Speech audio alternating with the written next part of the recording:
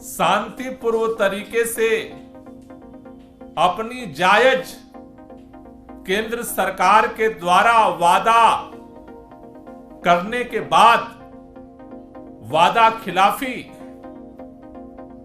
के विरोध में किसान शांतिपूर्वक इस देश की राजधानी दिल्ली में आना चाहते हैं और उनको रोकने के लिए सड़कों को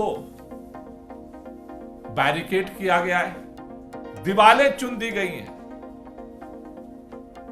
शायद इतनी मजबूत दीवार तो भारत पाकिस्तान के बॉर्डर पे भी नहीं बनी है, वो भी वहां का भी गेट खुलता रहता है, बंद किया जाता है।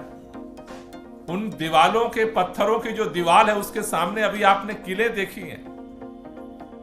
ये किले जो ठोकी गई हैं, भारतीय जनता पार्टी की सरकार ने ये जमीन पर किले नहीं ठोकी हैं, ये किसानों के दिलों पर किले ठोकी जा रही हैं। और अगर भाजपा ये सोचती है कि हम नारा दे रहे हैं कि हम 400 पार आने जा रहे हैं इसलिए किसानों के दिलों पर कील ठोक देंगे, मुझे लगता है कि इससे दर्दनाक और इससे दुर्भाग्यपूर्ण आज भारत के अंदर कुछ भी नहीं हो सकता है। ये दृश्य देख करके कलेजे में ऐसी पीड़ा हो रही है कि क्या पंजाब के किसान भारत के किसान नहीं है?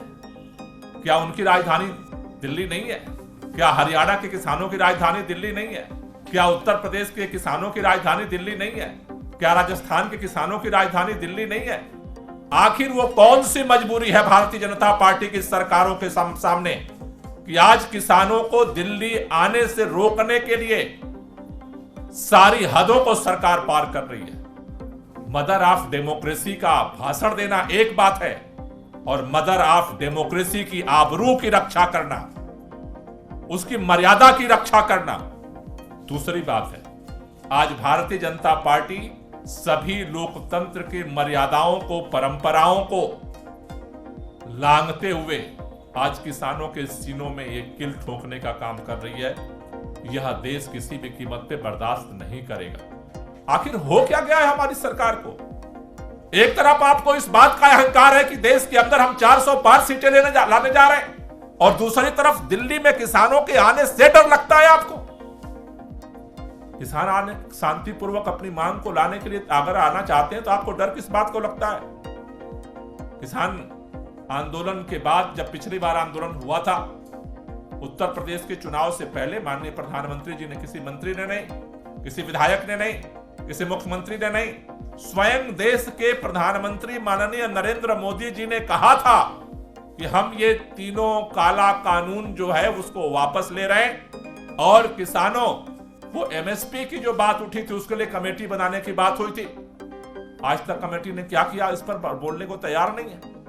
आपने जो वादा किया था, वादा खिलाफी आपने किया। किसानों के पास रास्ता क्या है? आप वादा करके और निकल जाएंगे। और किसान अगर शांतिपूर्वक तरीके से अपनी मांग को रखने के लिए अपनी ही देश की राजधानी में आना चाहता है तो आप किले ठोक देंगे, आप उसका पासपोर्ट जब्त कर लेंगे, आप उसका बैंक अकाउंट जब्त कर लेंगे, आप उसके प्रॉपर्टी के कागज जब्त कर लेंगे, आप उसको ट्रैक्टर को जब्त कर लेंगे। आप किसानों को देशद्रोही क्यों समझते हैं?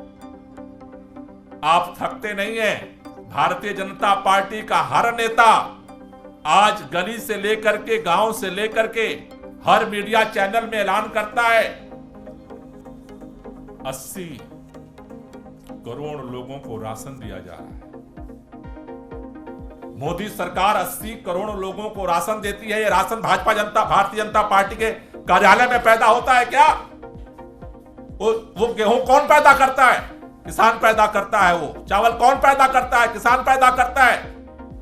किसानों की कड़ी मेहनत से पैदावार के आधार पर आप चुनावी फसल तो काटना चाहते हैं। From breaking news, detailed analysis, in-depth interviews and explainers, follow the Times of India.